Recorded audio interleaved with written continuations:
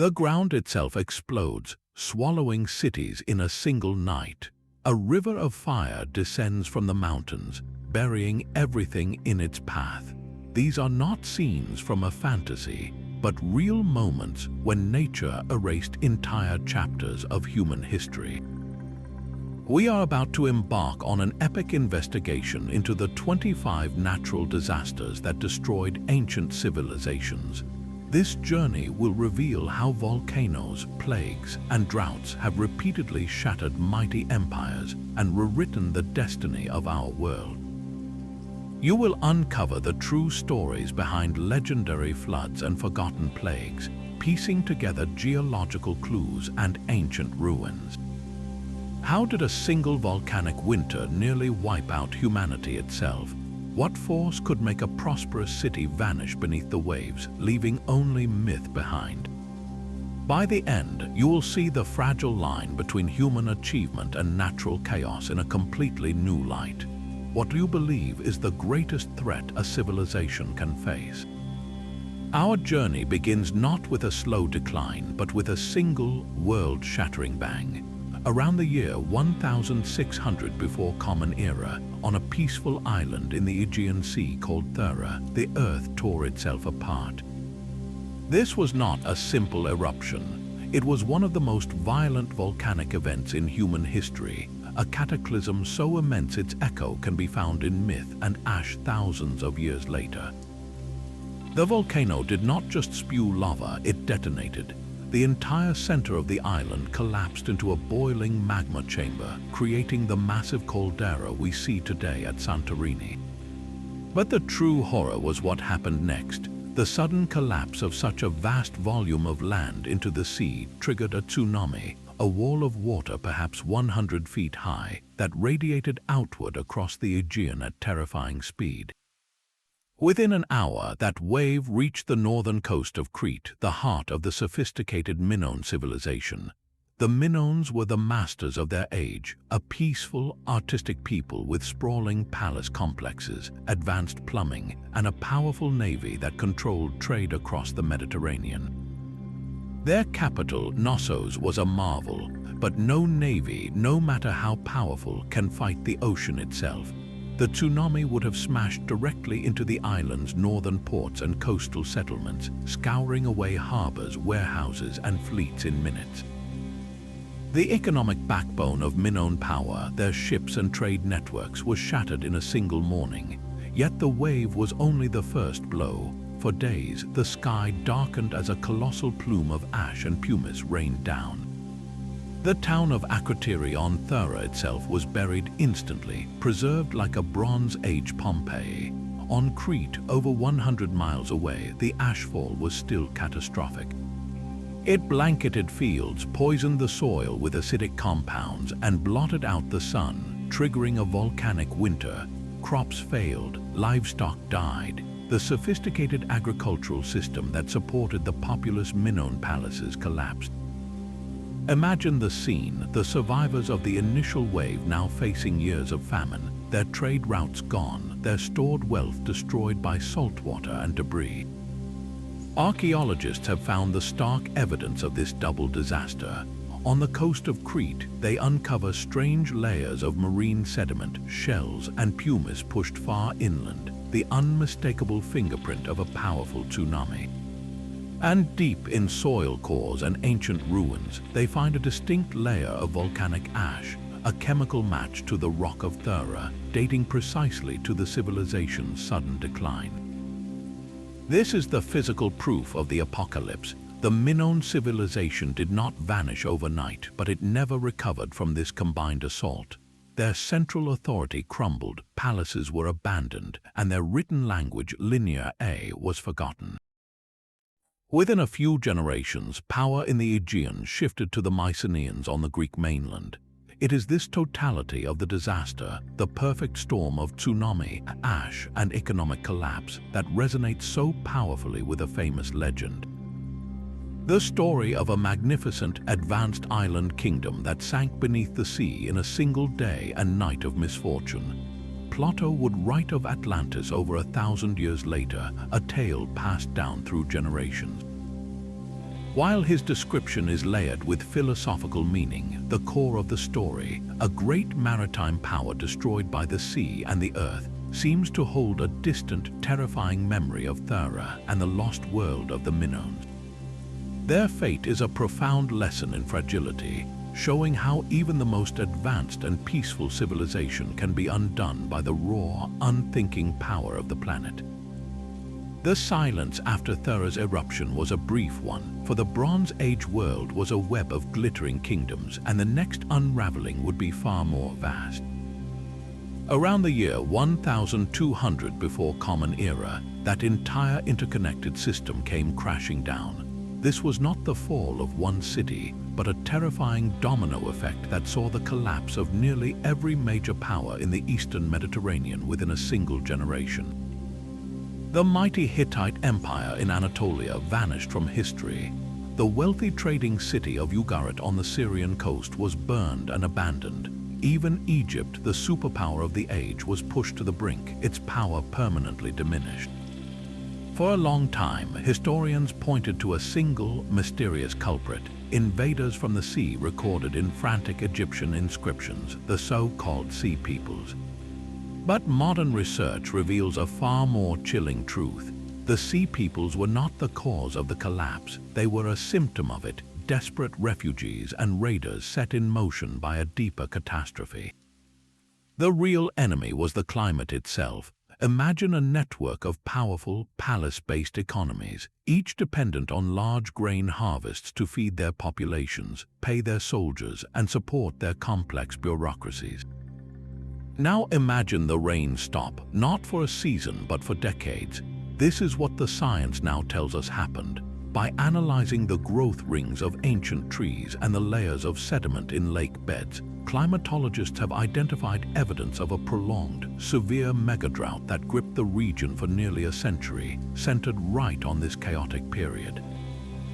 The effect was a slow-moving disaster. Year after year, crops withered in the fields, stores of grain were emptied, famine spread through the heartlands of empires. This was the primary trigger, the first and most critical domino. A starving population cannot support a king's army or a priest's temple.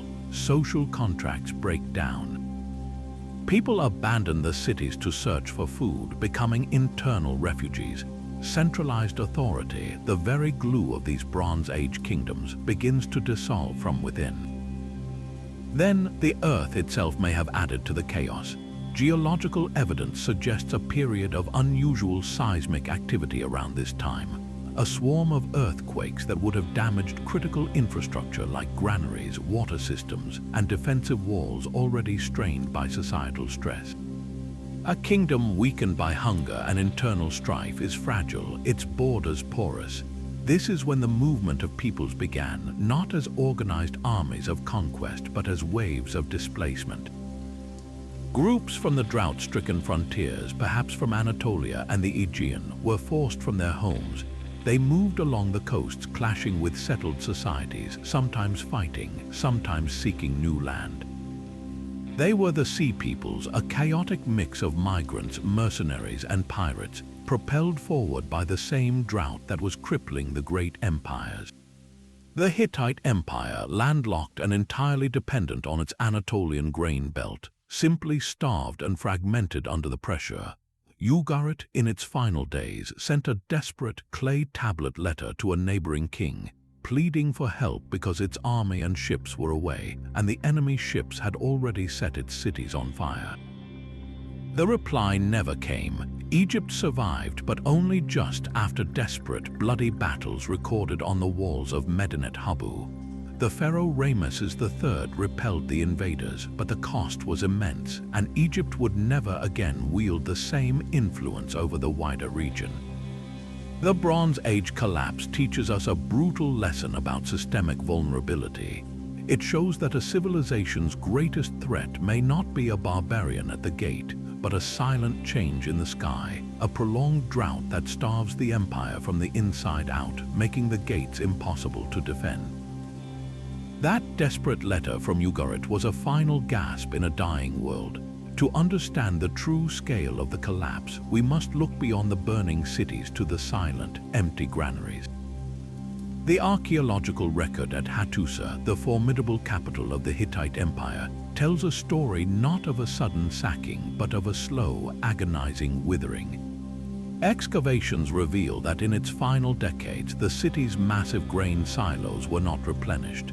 The population dwindled not from a single battle, but from a gradual exodus. People were simply leaving, likely because there was not enough food to stay. This physical evidence of scarcity is now backed by hard science from nature's own archives. Paleoclimatologists, scientists who study ancient climate, drill deep into lake beds and analyze the growth rings of millennia-old trees. Their data paints an unmistakable picture, a severe megadrought that gripped the eastern Mediterranean for generations, precisely coinciding with the era of collapse. The life-giving rains failed season after season for decades. This was the primary weapon that broke the Bronze Age world. These were palace-based economies, meaning the king's power depended entirely on collecting and redistributing grain. It was the tax system, the salary for soldiers and scribes, the glue of society. When the harvest shrank year after year, the entire system seized up. No grain meant no pay for the army, leading to desertion and the loss of border control. It meant an inability to feed the artisans and bureaucrats who maintain the state's complexity. Famine breeds desperation, and desperation breeds unrest. Internal rebellions and power struggles, hinted at in fragmented texts, would have further fractured kingdoms already buckling under environmental stress. The elegant international system of the late Bronze Age, with its diplomatic letters on clay tablets and ships laden with copper, tin, and luxury goods, relied on stability and surplus. A kingdom fighting for its own survival cannot afford to send grain to an ally, nor can it protect the merchant caravans and shipping lanes. The drought did not just starve people, it starved the networks of commerce and diplomacy that defined the era. The correspondence from Ugarit pleading for grain shipments was a message sent into a void because every other palace was facing the same crisis. What could have caused such a profound and prolonged climate shift? Some scientists point a finger back to the Earth's fiery power. There is evidence of significant volcanic eruptions in the decades before the collapse, including one possibly in Iceland.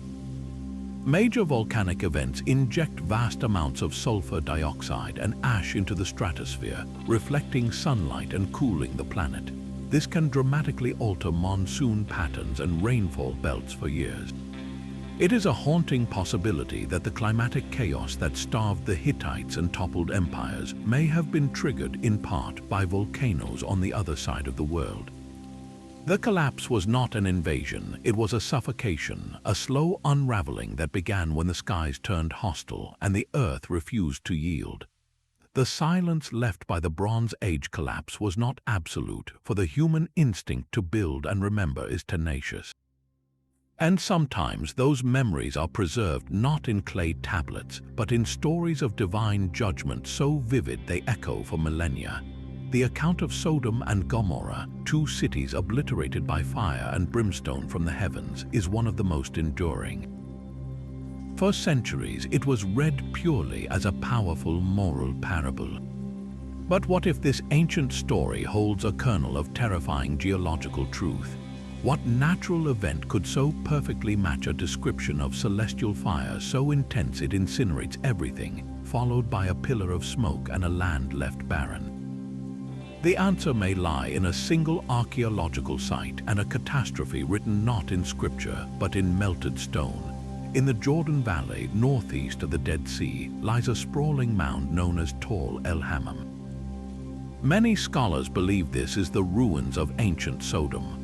For over a decade, a team of archaeologists, geologists, and chemists have been piecing together a forensic picture of its final moments, and the evidence points to an event of almost unimaginable violence.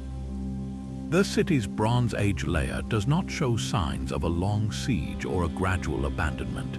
Instead, it reveals instantaneous, overwhelming destruction. The buildings are not just collapsed, they are blown outward, their foundations scoured clean. But the most chilling clues are in the smallest details. The team found pottery sherds with surfaces that had been melted into glass. This requires a temperature of over 2,500 degrees Fahrenheit, far hotter than any ancient kiln or common fire could produce. Even more telling, they discovered tiny diamonds scattered in the destruction layer, diamonds formed from wood and plants subjected to extreme pressure and heat.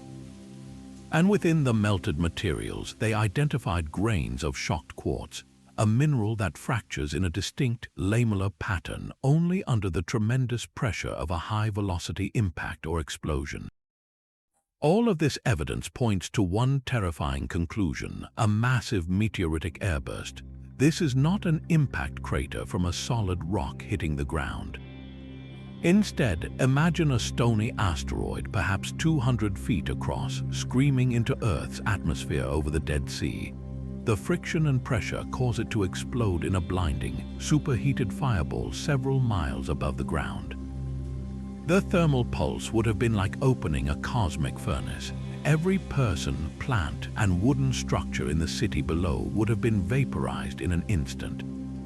Mud brick walls would have melted into a kind of liquid slurry before solidifying again. The shockwave that followed milliseconds later would have been more powerful than any nuclear weapon, flattening every standing structure and hurling debris for miles.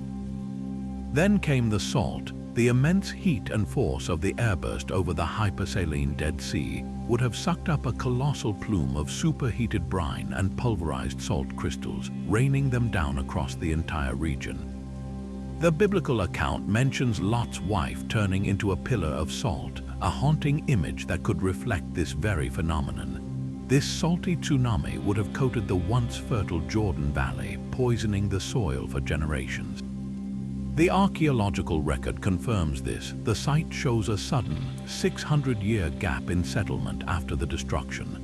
The land was rendered sterile, incapable of supporting a civilization. For the few survivors in outlying areas, witnessing such an event would have defied all understanding. A sun-like fireball in the sky, a deafening roar, a scorching wind, and then their prosperous city and its surrounding fields transformed into a smoldering, salted wasteland. The only framework to explain such total, selective annihilation would have been the wrath of the gods. The story of Sodom is a profound example of how our ancestors processed the incomprehensible, weaving a detailed and terrifying narrative around a real, catastrophic natural disaster that erased a civilization from the map and from the soil itself. The memory of a city turned to glass by celestial fire is a stark warning of sudden annihilation, but history also holds stories of slower, more insidious endings. Deep in the rainforests of Central America, the classic Maya civilization reached staggering heights of art, astronomy, and architecture. Their soaring limestone pyramids, like those at Tikal and Palenque, pierced the jungle canopy, centers of power for populous, rival city-states. Then, between the 9th and 10th centuries of the Common Era, something went terribly wrong. In a relatively short period, these magnificent cities were systematically abandoned. The stelae, the stone monuments recording the deeds of kings, ceased to be carved. The grand plazas fell silent, slowly reclaimed by the roots of the forest. For generations, the collapse of the Maya was a romantic mystery, blamed on peasant revolts, warfare, or even alien intervention. But modern science has uncovered a far more plausible and relentless culprit, a disaster that unfolded not in a day but over generations. The evidence points to a profound and prolonged drought. The proof is not found in ancient texts but in the very environment. Scientists drill deep into the mud at the bottom of regional lakes like Lake Chichancana. Each layer of sediment is a time capsule, and within it they analyze the shells of tiny organisms and the chemistry of the mud itself. These are climate proxies, natural recorders of past conditions. In dry periods, more water evaporates from the lake, concentrating certain minerals and isotopes. The data from these cores reveals a devastating pattern. a series of intense multi-decade droughts that struck right at the time of the classic Maya collapse. This same story is told by stalagmites in nearby caves. As mineral-rich water drips from the cave ceiling, it builds these stone columns layer by layer, year by year. The chemical composition of each layer changes with the amount of rainfall. Reading these stone diaries, scientists can reconstruct annual rainfall with astonishing precision, and they confirm catastrophic dry periods in the 9th and 10th centuries. But why would a drought topple such an advanced society? The Maya were brilliant engineers constructing vast reservoirs and canal systems to capture rainwater. Their vulnerability was a paradox of their own success. Their population had grown incredibly dense, pushing the carrying capacity of their environment. Their agriculture, though sophisticated, was fundamentally reliant on predictable seasonal rains. The maize that was the cornerstone of their diet and their cosmology needed that reliable cycle of downpours. When those rains failed, not for 1 year, but for 20 or 30, even the largest reservoirs would eventually dry up. The chain reaction was inevitable and brutal. First came crop failure on a massive scale, then widespread famine. This scarcity shattered the social contract. The Maya king was not just a political ruler, he was a Kayuhul Ajor, a holy lord, responsible for maintaining the cosmic order and interceding with the gods for rain and fertility. When the prayers failed and the droughts persisted, the divine authority of the king evaporated. If the gods would not listen to the king, why would the people? This loss of faith triggered a fatal spiral. Famine bred desperation and social unrest. Elite factions likely turned on each other, vying for control of dwindling resources. Inscriptions from the final years show an increase in hostile rhetoric between cities, but this warfare seems less a cause of the collapse and more a symptom of a society already breaking apart under environmental stress. The final act was not a dramatic battle, but a quiet, grinding migration. People simply left the great ceremonial centers. They dispersed into smaller, more sustainable communities or moved to areas with more reliable water sources. The collapse was not the extinction of the Maya people, but the dramatic end of their classic period of centralized, divine kingship and monumental urban life. It was a societal adaptation to a changed world, a retreat from complexity forced by a climate that could no longer support their grand ambitions. The silent pyramids stand as monuments not to a sudden invasion, but to a slow, inescapable squeeze, a lesson in what happens when a civilization's most fundamental pact with nature is irrevocably broken. The Maya collapse shows how a civilization can wither from within, but sometimes the end arrives not with a slow drought, but on the deck of a ship. In the year 541 of the Common Era, the Byzantine Empire was at its zenith. Emperor Justinian had reclaimed vast stretches of the old Roman West from North Africa to Italy itself. His capital, Constantinople, was the wealthiest, most sophisticated city on earth, a glittering hub in a global trade network. Then, without warning, the empire began to die from the inside. It started with a fever. Then came the painful, egg-sized swellings in the groin and armpits, the buboes that gave the disease its name. Victims would often hemorrhage beneath the skin, causing dark, blackened patches before a swift, agonizing death. This was the bubonic plague, and its first recorded pandemic, the plague of Justinian, would sweep through the civilized world like a scythe. Contemporary historians like Procopius described streets filled with corpses, entire households wiped out in days, and a death toll so high they stopped counting. Modern estimates are staggering, suggesting it killed perhaps 25 million people, wiping out a quarter to half of the population in the Mediterranean region within just a few years. This was a biological disaster on a scale the world had never seen. But how did it travel so far, so fast? The plague bacterium, Yersinia pestis, lived in the blood of rodents, particularly black rats, and was transmitted by their fleas. The Byzantine Empire's greatest strength, its intricate web of grain shipments and trade routes, became its fatal weakness. The disease is believed to have originated in Central Asia or possibly East Africa, moving along the Silk Road and then boarding the grain ships that were the lifeblood of Constantinople. The capital's massive granaries and dense, bustling neighborhoods provided the perfect ecosystem for rats and their fleas to explode in number. From the bustling ports, the plague radiated outward, following every road and river carried by unknowing merchants, soldiers, and refugees. The impact was catastrophic on every level. The army, which had been winning victories for Justinian's grand reconquest, was decimated. There were simply not enough soldiers to man the frontiers or launch new campaigns. The dream of fully restoring the Roman Empire died with the legions.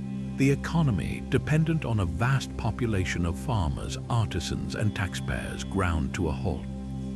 Fields lay fallow for lack of workers, trade collapsed, and the imperial treasury bled gold trying to maintain order and bury the dead.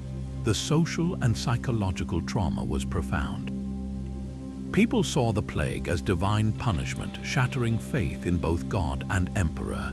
Justinian himself fell ill, though he survived, ruling over a shattered realm. The long-term consequences were even more profound than the immediate horror. The Byzantine Empire never recovered its former population or economic vitality. It became a hollowed-out, weakened state chronically short of manpower and revenue. This profound vulnerability, created in the 540s, laid the groundwork for crises centuries later.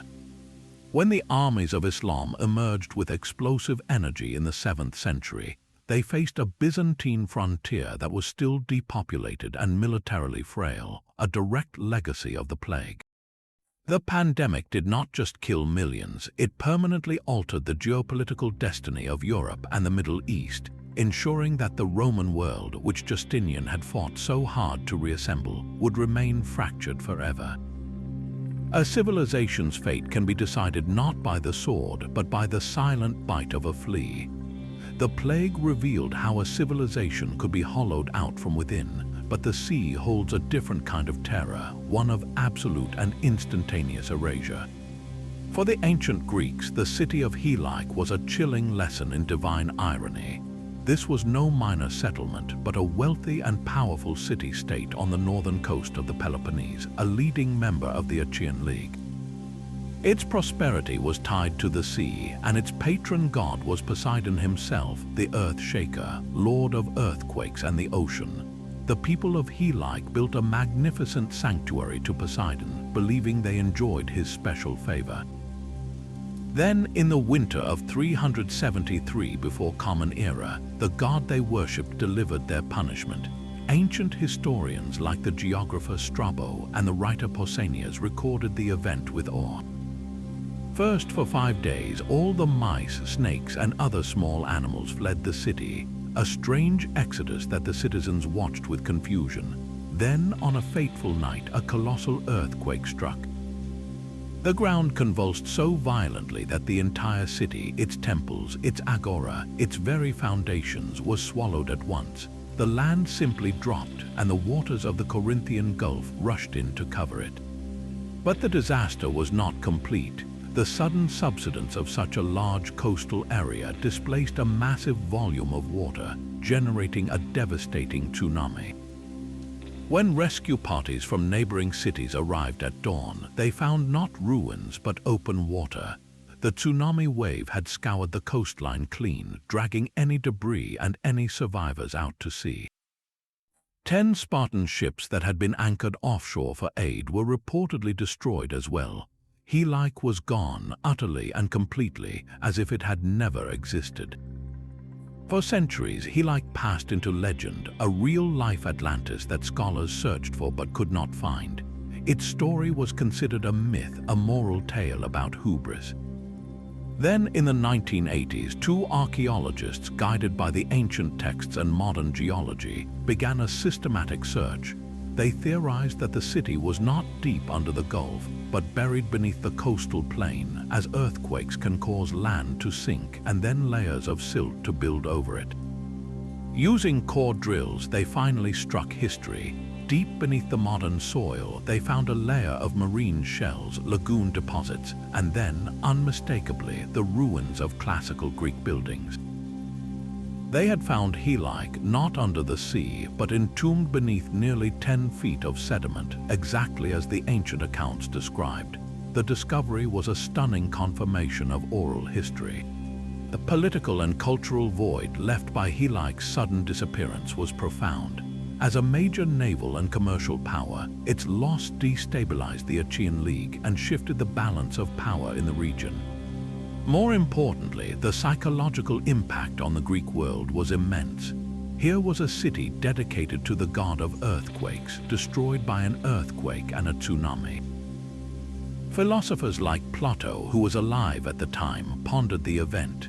It became a powerful symbol of nature's capricious power and the vulnerability of human achievement, a story so potent it likely influenced his own tale of an advanced civilization lost beneath the waves.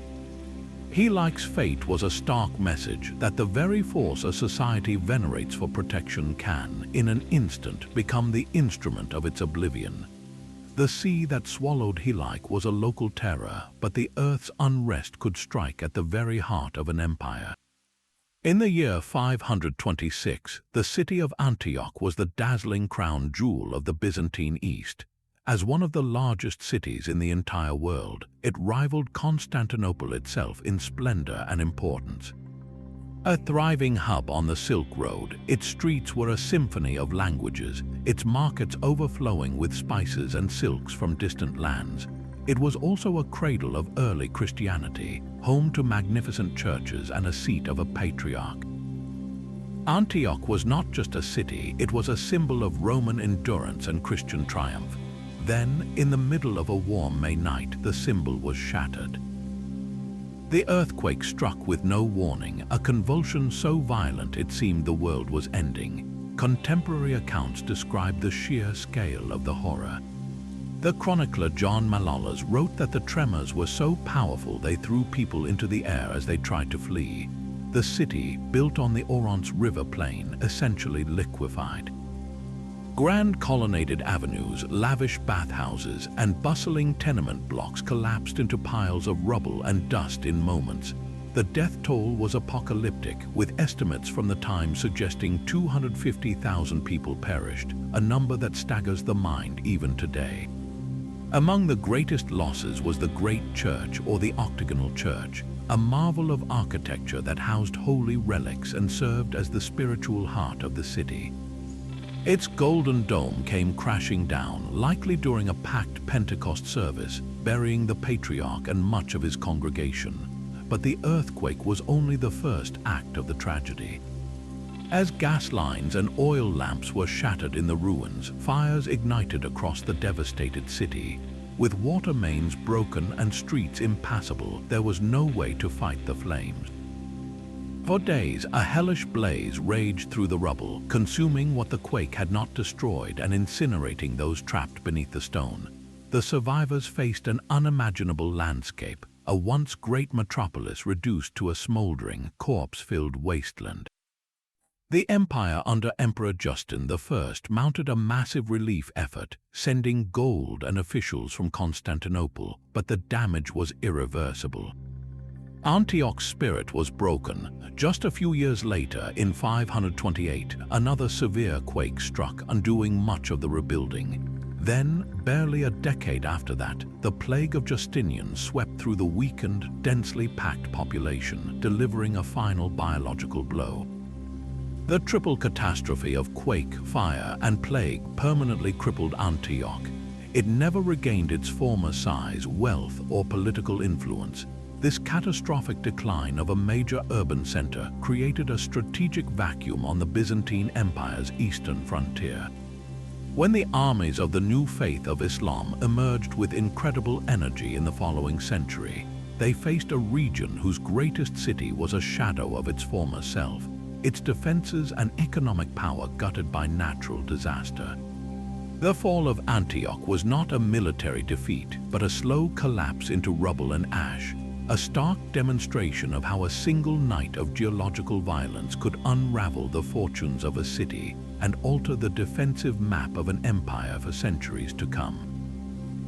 Antioch's fate was written in fire and falling stone, a sudden urban erasure. But the death of a civilization can also be a whisper, a slow retreat forced not by a single night of terror, but by a creeping, relentless thirst.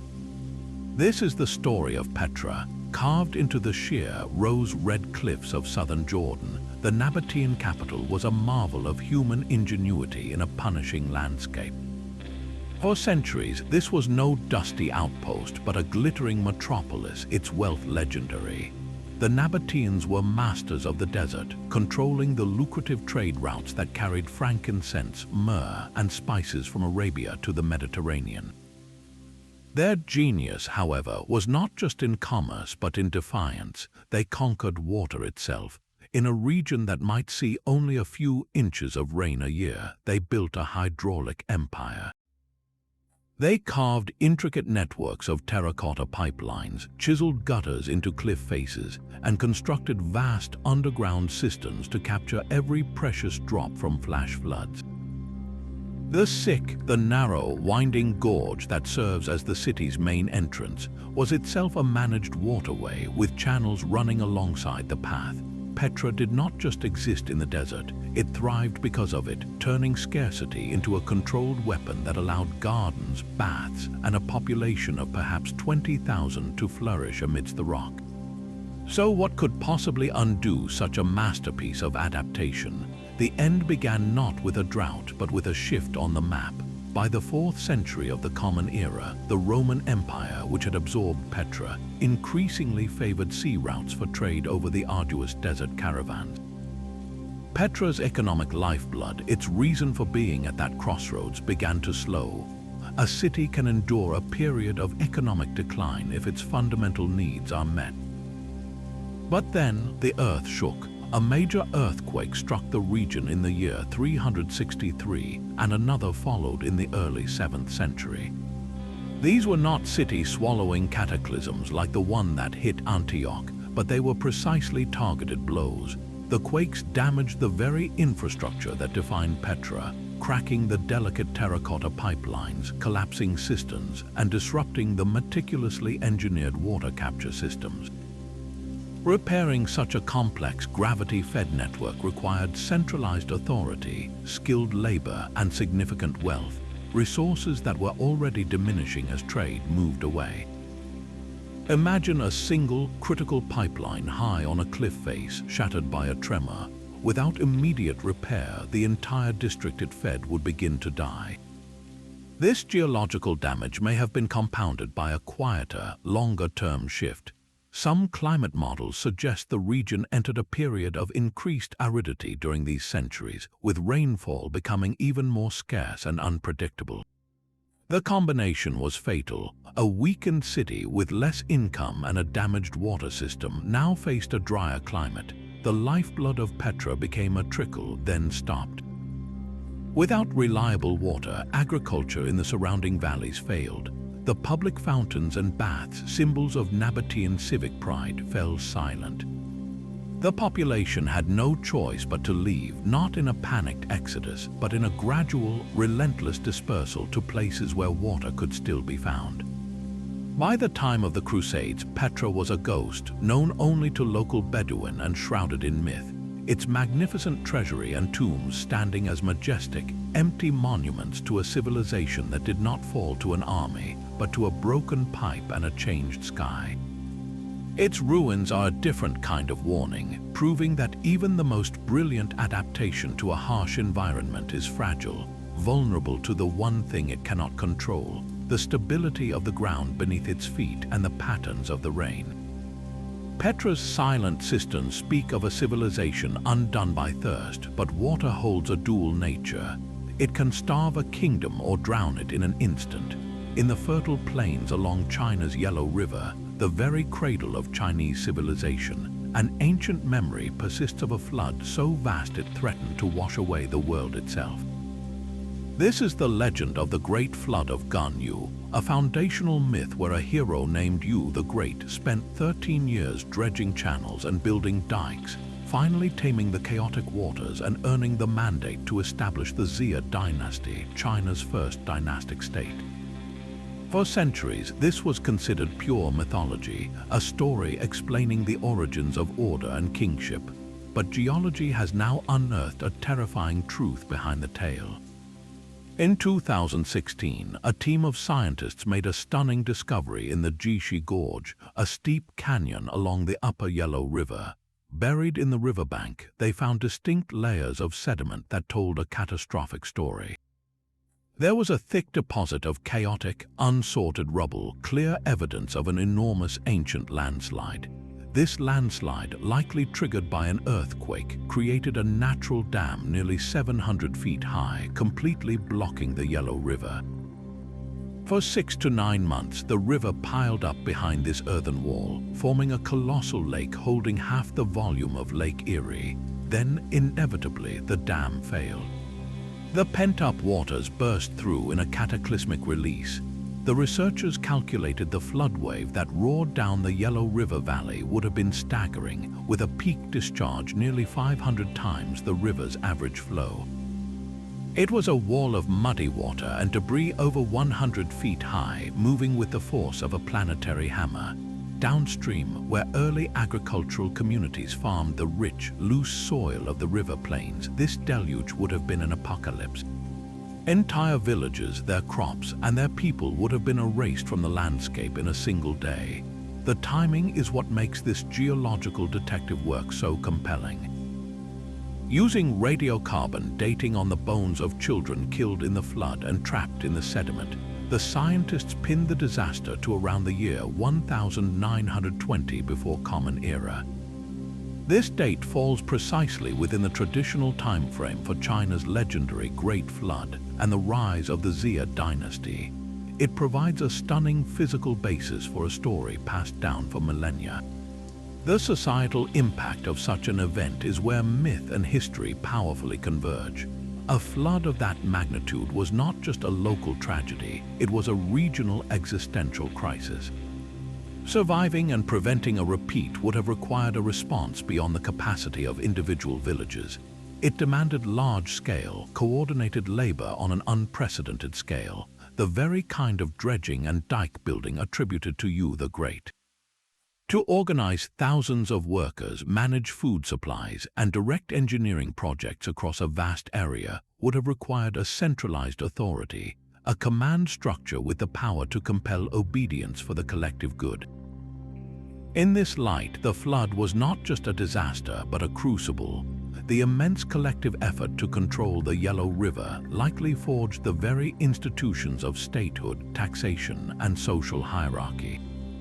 The leader who successfully managed this response would have gained immense prestige and unchallenged power, becoming a king in fact, if not yet in name. The legend of Yu the Great taming the waters and founding the Xia dynasty may be the poetic memory of this profound transition, when a shared catastrophe forced scattered communities to unite, transforming a loose collection of settlements into a coordinated civilization. The flood did not just destroy, it compelled creation, proving that sometimes the foundation of a mighty state is laid not on dry land, but in the desperate collective struggle against a drowning world. The legend of Yu's flood shows a civilization forged by disaster, but in the Americas, a different kind of deluge fell from the sky. Around the year 431 of the Common Era, the sky above Central America did not simply darken, it vanished. The Tierra Blanca Jovan eruption of the Ilopango volcano, in what is now El Salvador, was an event of almost incomprehensible power. This was not a mountain spewing smoke, it was a geological titan tearing itself apart. On the volcanic explosivity index, it ranks at a 6 or possibly higher, placing it among the largest eruptions on Earth in the last 7,000 years. The force of the blast obliterated the volcano's summit, collapsing it into a vast, gaping caldera that would later fill with water to become the beautiful Lake Ilopango we see today.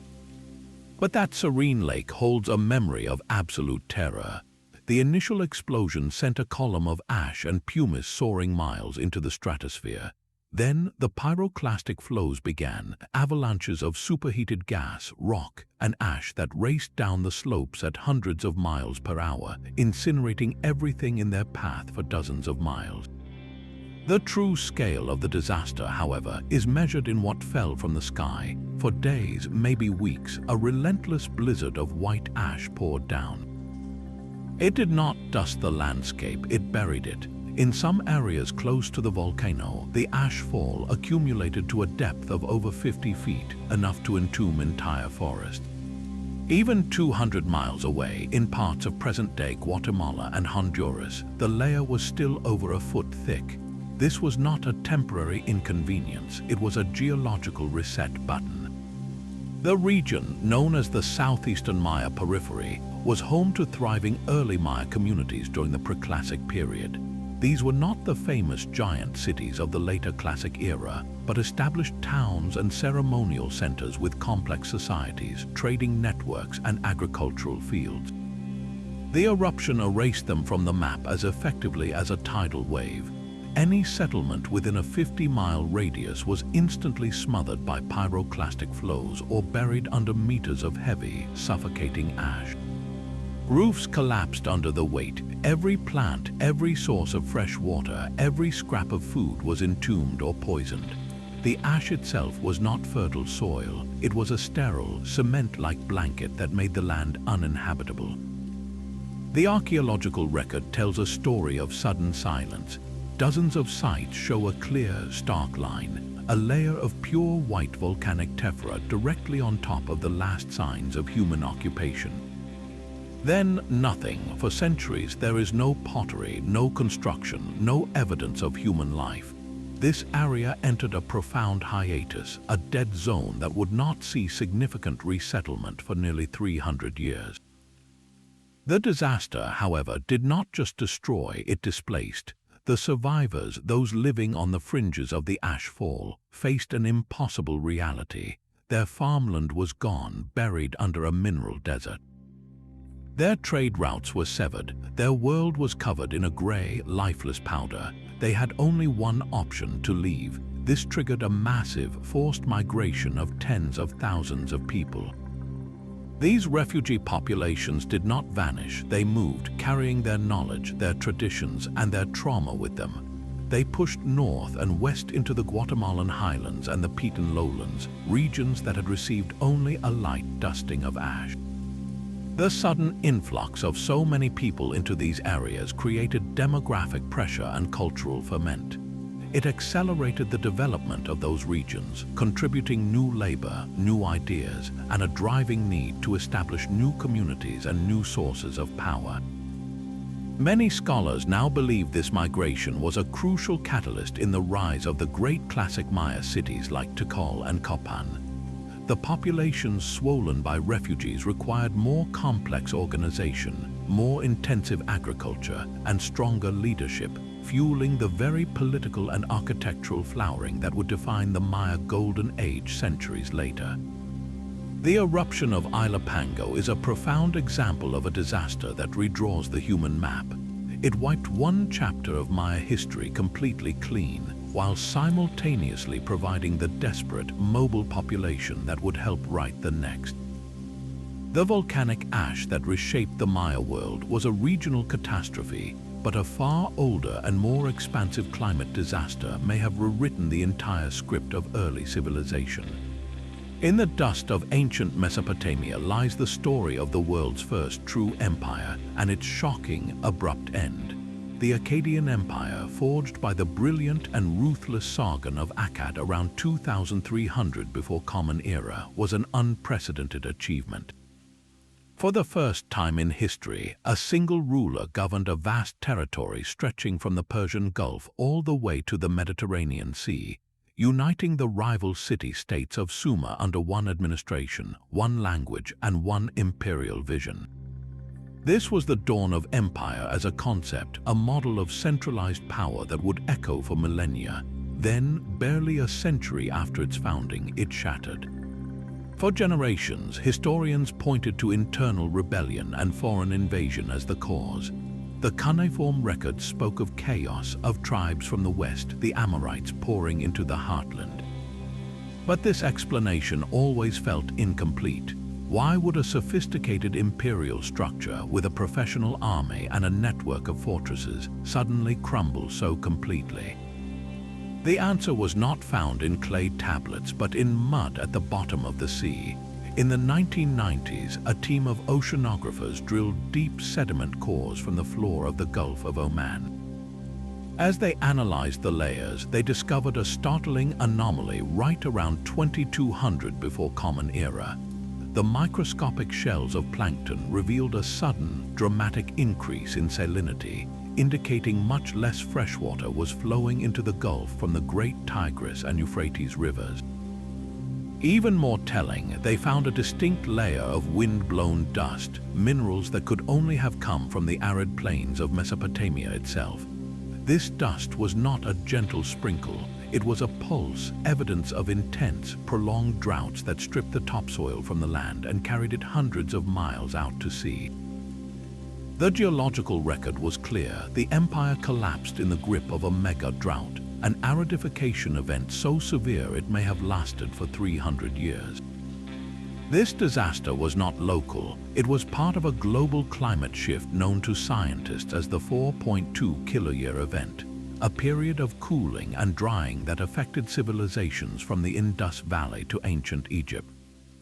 For the Akkadian Empire, this climatic shift was a death sentence written in the failing rains. The empire's genius was also its fatal flaw. Its power was fed by two different agricultural systems. The south, ancient Sumer, relied on intricate irrigation canals from the great rivers, but the north, the empire's breadbasket known as the Upper Country, depended entirely on seasonal rainfall to grow its grains. When the 4.2 kiloyear event hit, it was this northern rain-fed region that dried up first and most catastrophically. Satellite imagery and soil analysis today show the ghost of this ancient drought, a swath of barren land where wheat once grew. The chain of collapse would have been merciless. First, the northern harvests failed, not for 1 year, but for a generation. Famine spread through the upland provinces. The imperial administration in the capital of Akkad relied on the grain tithes from these northern lands to feed the bureaucracy, the army, and the dense populations in the irrigated south. Without that surplus, the state could not pay its soldiers or maintain its authority.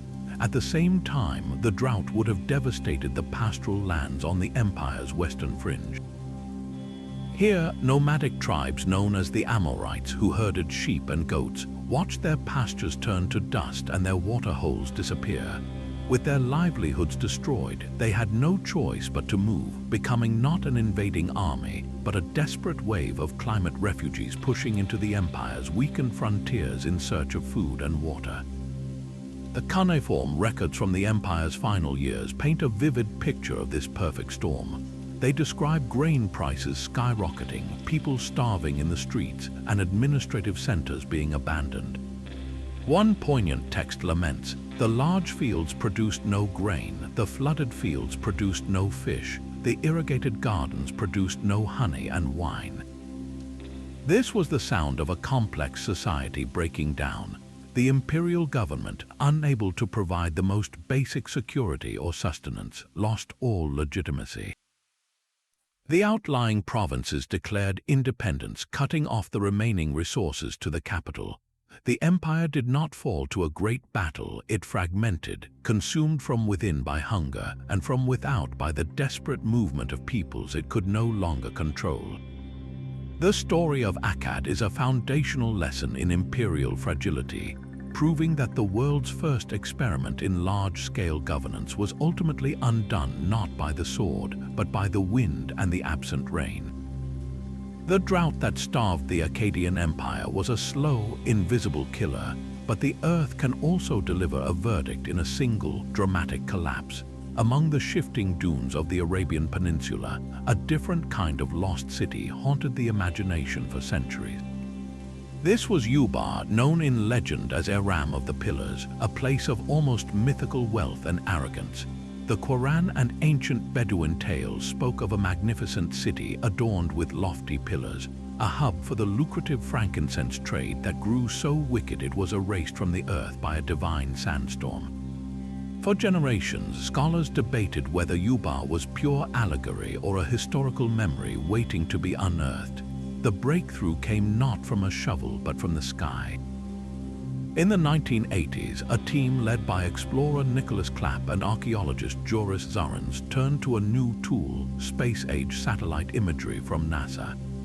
By analyzing photographs taken from orbit, they could see what was invisible on the ground, the faint, ghostly traces of ancient caravan tracks worn deep into the desert floor over centuries.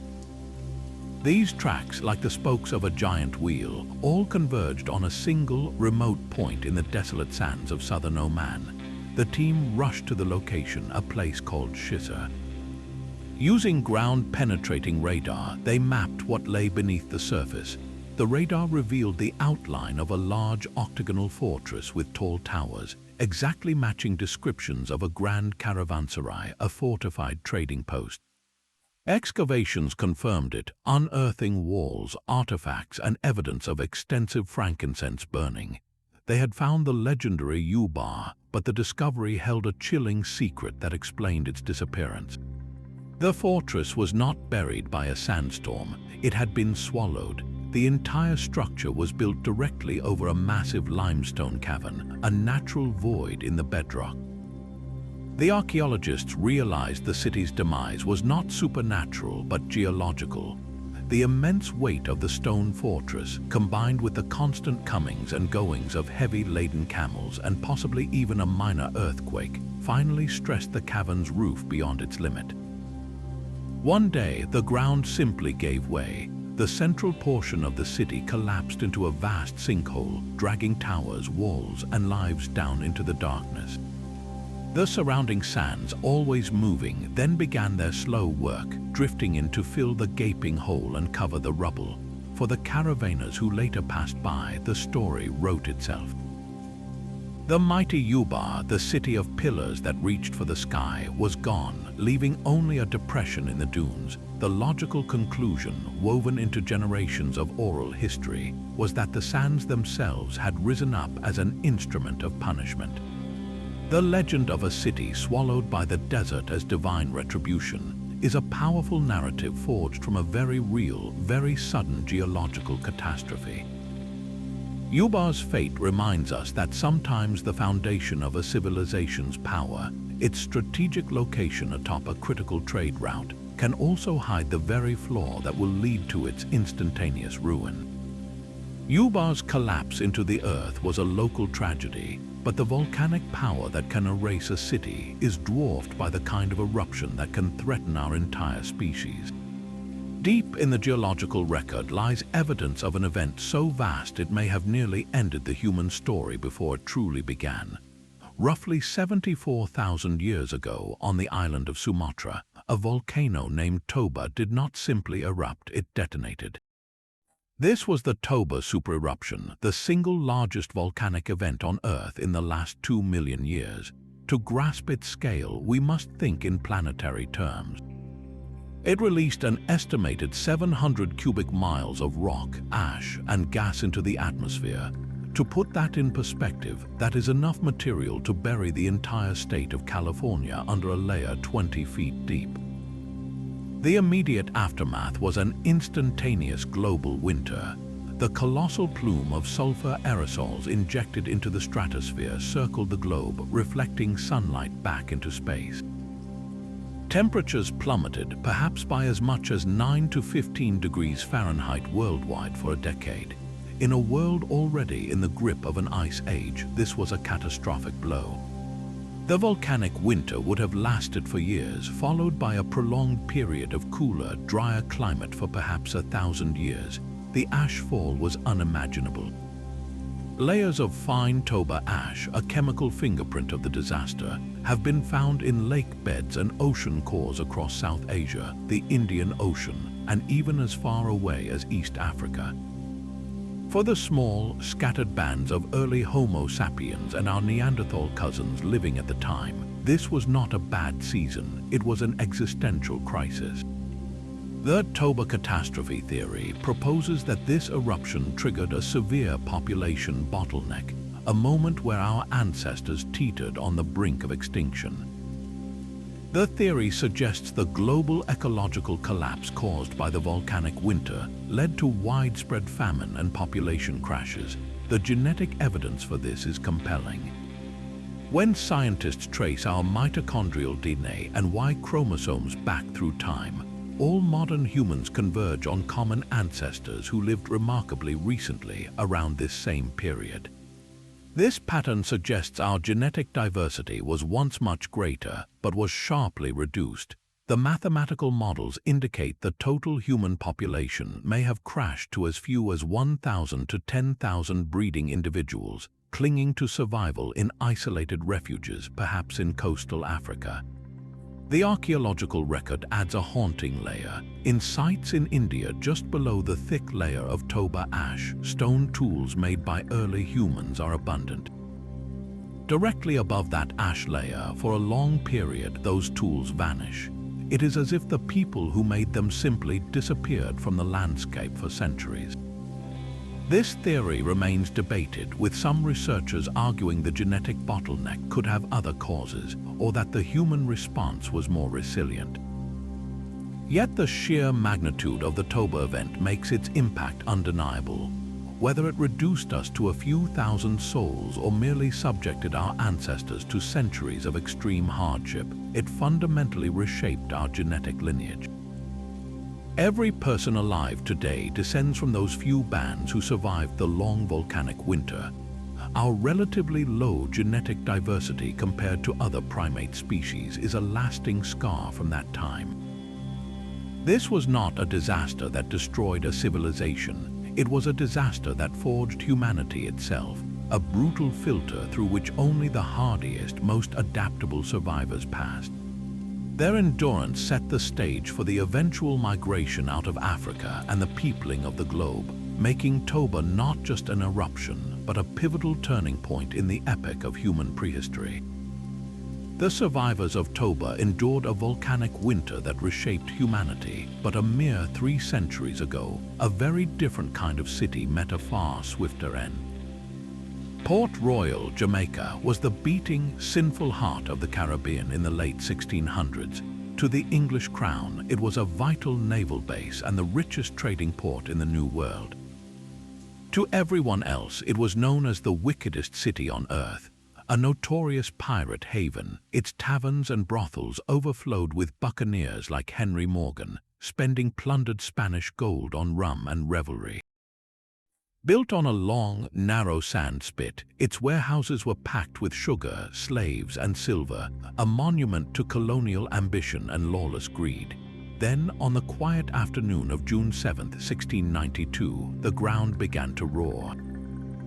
A massive earthquake, estimated at a magnitude 7.5, struck without warning. The violent shaking lasted only minutes, but that was all it took. The city's foundation was not rock, but loose sand and gravel. The seismic waves caused a phenomenon called liquefaction, where water-saturated ground temporarily loses its strength and behaves like a liquid. The solid earth beneath Port Royal turned to quicksand. Brick buildings, wharves, and streets simply sank, swallowed whole as the sand spit collapsed.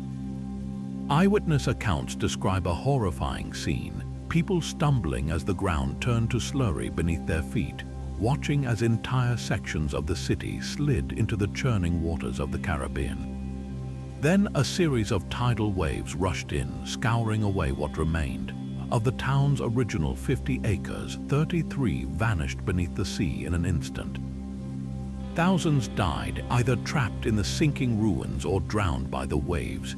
The disaster was interpreted by many as divine judgment on a city of sinners, a morality tale eagerly promoted by Puritan writers. Attempts to rebuild were met with further fires, hurricanes, and another quake, as if nature itself refused the city's return. Port Royal's era of dominance was finished. Its political and economic power shifted permanently across the harbor to the newly planned city of Kingston, which would become the modern capital. The ruins of Port Royal, still lying just offshore, serve as a stark, preserved lesson. They show that a civilization's might, whether built on empire or piracy, is no match for the instability of the ground it chooses to call home. While the sea peoples battered the coasts, the great citadels of mainland Greece were being shaken apart from within. The Mycenaean civilization, the world of Agamemnon and the Trojan War legends, did not simply fade. It was hammered by a one-two punch of climate and geology. At the very moment the wider Bronze Age network was collapsing, these warrior kings in their hilltop fortresses faced their own localized apocalypse. The evidence is etched into the land itself. Deep in the sediments of Lake Lerna and other regional basins, scientists find the same grim signature detected across the eastern Mediterranean, a sharp shift towards aridity right around 1200 before Common Era. This was not a minor dry spell, but a profound drought that would have withered the grain fields and olive groves that fed the populous palace centers. A kingdom built on grain tithes cannot survive when the harvests fail.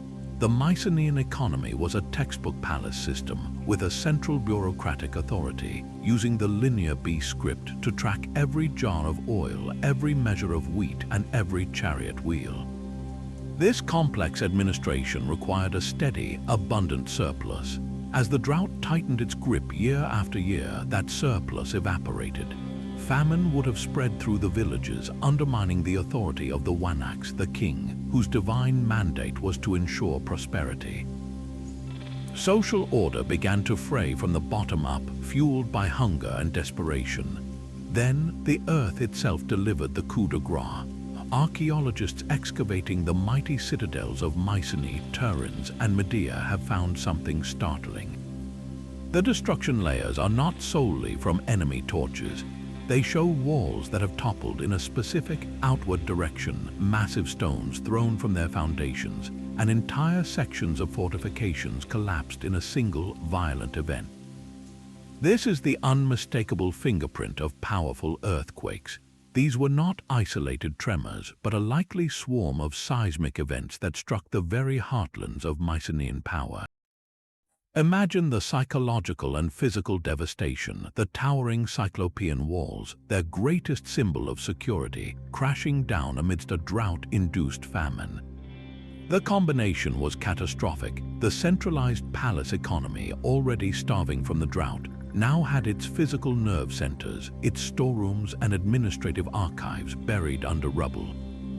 The specialized scribes who kept the linear B records were killed or scattered, and with them died the knowledge of that complex script. Trade routes already severed by the wider collapse could not be restored. What followed was a rapid, terrifying simplification. The population plummeted, either from starvation, disease, or a mass migration away from the barren, shattered centers. Survivors retreated to small, isolated villages, focusing on mere subsistence. The arts of fresco painting, fine metalwork, and monumental architecture were forgotten. This was the beginning of the Greek Dark Ages, a 300-year period where writing vanished and culture regressed. The great Megaron halls fell silent, their stories kept alive only as fragmented memories that would later fuel Homeric epic. This civilizational reset, born from drought and earthquake, was ironically necessary. It cleared the ground, breaking the rigid, hierarchical palace system. From the scattered, hardened communities that endured this long winter, a new political idea would slowly germinate, the independent city-state, the polis, setting the stage for the classical Greece we know. The fall of the Mycenaeans proves that a civilization can be so thoroughly shattered that its rebirth requires a complete and painful forgetting. The Mycenaean collapse was a story of drought and earthquake, but the most sophisticated water engineers in history faced a different kind of hydrological betrayal. In the jungles of Cambodia, the Khmer Empire built Angkor, the largest pre-industrial city the world had ever known. At its height, over 1 million people lived in a sprawling urban landscape centered on wonders like Angkor Wat. This was not a city that grew by accident. It was a masterpiece of deliberate design, a hydraulic empire. The Khmer kings did not just build temples, they re-engineered an entire watershed. They constructed a vast, precise grid of canals, massive reservoirs called barrays, and intricate moats that functioned as a giant water management machine.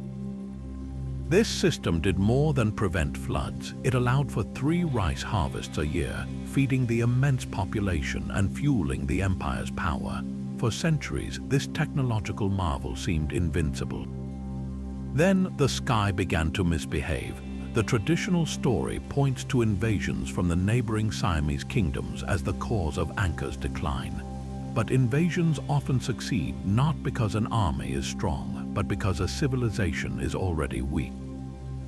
The true unraveling started with the climate. Scientists have drilled cores from nearby tree rings and lake sediments, creating a year-by-year diary of the region's monsoons.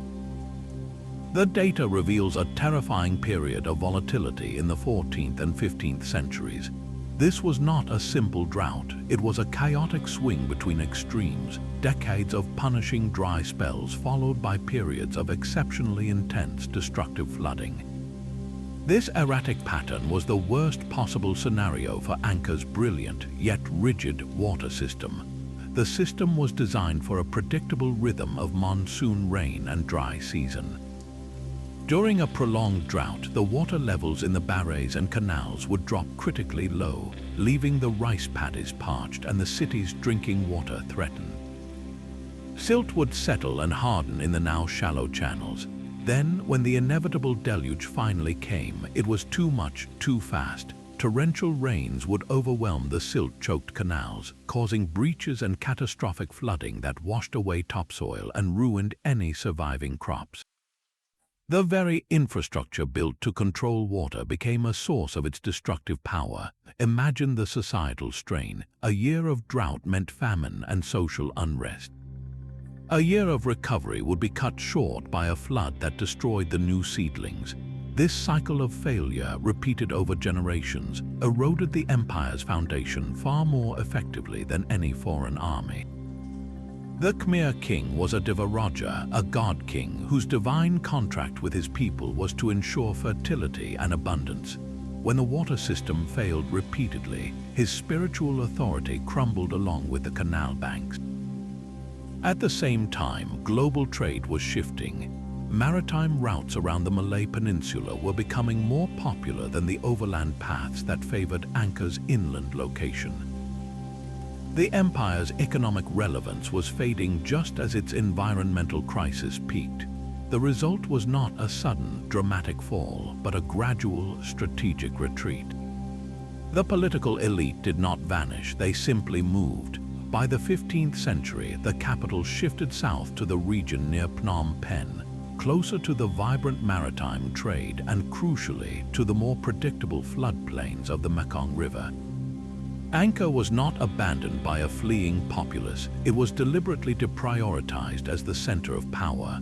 The great city and its hydraulic machine were slowly reclaimed by the jungle, not because the Khmer forgot how to manage water, but because the climate had changed the rules of the game. Their masterpiece was built for a world that no longer existed. Angkor's hydraulic genius was defeated by a fickle sky, but a single morning in Portugal would shake the very foundations of European thought. On the morning of November 1st, 1755, All Saints' Day, the grand city of Lisbon was at prayer. The churches were packed with worshippers when the first tremor struck, a low, deep rumble that quickly escalated into a violent, rolling convulsion. The earthquake, now estimated at a magnitude of 8.5 or higher, lasted between 3 and 6 terrifying minutes. The ornate churches and tall, densely packed residential buildings, many built on unstable landfill near the Tagus River, offered little resistance. They collapsed inward by the thousands, crushing the faithful beneath marble and gilt. But this was only the beginning of a meticulously orchestrated catastrophe. As survivors staggered into the open squares and down to the newly exposed riverfront, they witnessed an even more surreal horror. the waters of the Tagus estuary abruptly receded, leaving ships stranded on the muddy bottom, fish flapping in the air. Then a series of towering tsunami waves, some estimated over 20 feet high, roared back in. They surged up the river, swallowing the lower city and the crowded docks where people had fled, thinking themselves safe from falling masonry. The third act of the disaster was already underway. Across the city, toppled candles, broken hearths, and kitchen fires ignited the ruins. With the water mains shattered and the streets impassable, there was no hope of containment. A firestorm engulfed what the quake and tsunami had spared, burning uncontrollably for days. The death toll was apocalyptic, with modern estimates ranging from 40,000 to 100,000 souls lost in a single day. Lisbon, one of the wealthiest capitals in Europe, the heart of a global maritime empire, was reduced to a smoldering, corpse-filled wasteland. The physical destruction was immense, but the philosophical shockwave that rippled across Europe was even more profound. This event struck at the height of the Enlightenment, an era increasingly confident in human reason and the benevolent, orderly laws of nature. Philosophers like Leibniz promoted the idea that ours was the best of all possible worlds, a universe governed by a rational God. The Lisbon earthquake made a mockery of this optimism. How could a rational, benevolent order include the random slaughter of tens of thousands of pious people at prayer on a holy day? The question tortured the intellectual elite. Voltaire, in his famous poem on the Lisbon disaster, launched a blistering attack on this facile optimism. His later satire, Candide, features the character Pangloss, who insists even as Lisbon collapses around him that all is for the best. It was a direct, scathing critique of those who would explain away such senseless suffering. The disaster also captivated a young Immanuel Kant, who collected every available report and published 3 essays on the earthquake, trying to understand its natural causes. His work was an early, crucial step in moving the discussion from divine punishment to geological science, helping to lay the groundwork for modern seismology. The practical response was equally transformative. The Prime Minister, the Marquis of Pombal, took ruthless, efficient charge. His famous order was to bury the dead and feed the living.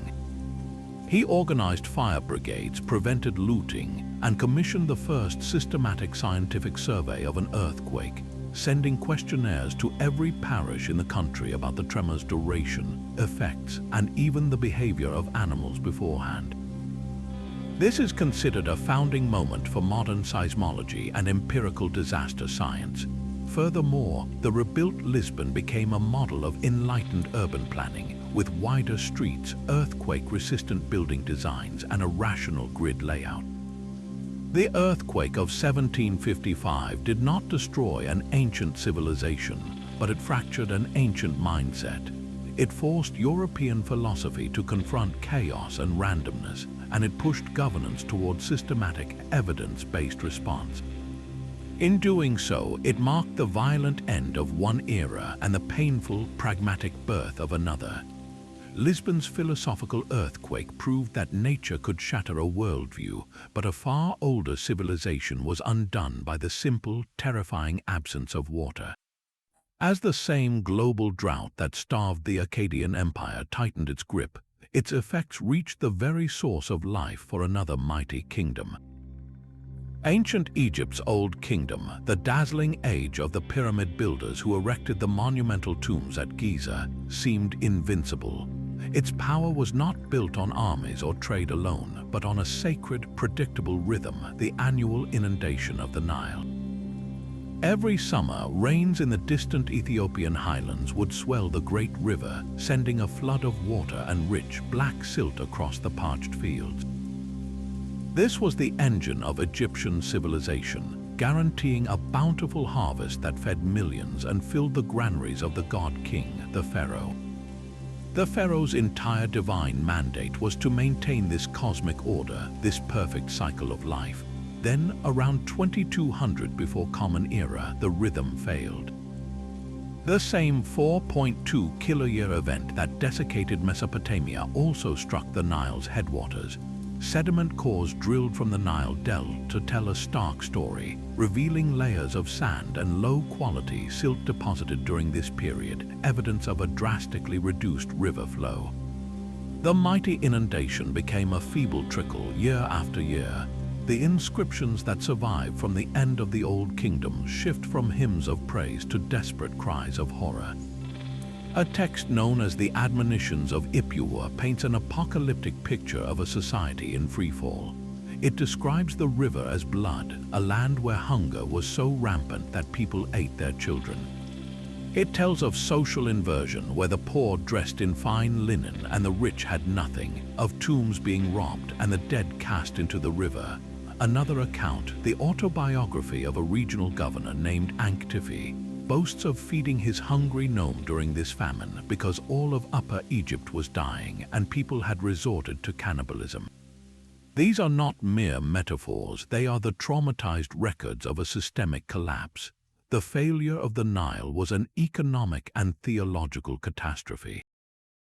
The state's power was entirely centralized around the pharaoh's ability to collect grain as tax and redistribute it to officials, priests, and the laborers on colossal projects like pyramids and temples. With consecutive crop failures, the granaries emptied. The state had nothing to pay its workforce, nothing to feed its bureaucracy. The divine contract was broken. If the pharaoh could not ensure the flood, he was no longer a god. What followed was a swift unraveling. The provincial governors, the nomarchs who had once answered to the crown in Memphis, began to hoard their local resources. They raised their own militias and stopped sending taxes to the central government. The unity of Egypt, the very concept of the two lands under one ruler, fractured. The Old Kingdom did not fall to an invasion. It fragmented from within, splitting into competing regional fiefdoms. This ushered in the era historians call the First Intermediate Period, a dark age of political chaos, artistic decline, and internal strife that lasted for over a century. The Great Pyramid building ceased abruptly, not because the knowledge was lost, but because the collective will and the immense centralized resources required had evaporated. The silence of the stone quarries and the unfinished royal tombs stand as monuments to a different kind of disaster, not a sudden explosion, but a slow, relentless draining of life from the land, proving that even the most stable and divinely ordained civilization is just one failed flood away from chaos. The Nile's failure was a slow, theological unraveling, but the Roman world would receive a verdict of fire and ash delivered with terrifying speed. In the late summer of the year 79, the cities of Pompeii and Herculaneum were living their final, ordinary days. Pompeii was a bustling commercial hub, its streets lined with bakeries, taverns, and vibrant frescoed villas. Herculaneum, a smaller, wealthier seaside resort, enjoyed a tranquil view of the mountain that loomed over them both, Vesuvius. The Romans knew it was a mountain, but they had forgotten it was a volcano. Its slopes were green with vineyards, its crater overgrown. Then, around 1 in the afternoon on August 24th, the mountain remembered what it was. The eruption began with a thunderous explosion. A colossal column of superheated gas, pumice, and ash shot over 10 miles into the stratosphere, spreading outward into the iconic shape of a stone pine tree, a phenomenon later classified as a Plinian eruption. For the next 12 hours, Pompeii was subjected to a relentless, deadly rain. Lightweight pumice stones, some the size of fists, began to fall. They piled up on rooftops, at first a curiosity, then a crushing weight. People took shelter indoors, but as the hours passed and the accumulation reached several feet, roofs began to collapse. Those who fled now did so in a surreal, deepening darkness, clutching pillows to their heads for protection, stumbling through streets becoming choked with debris.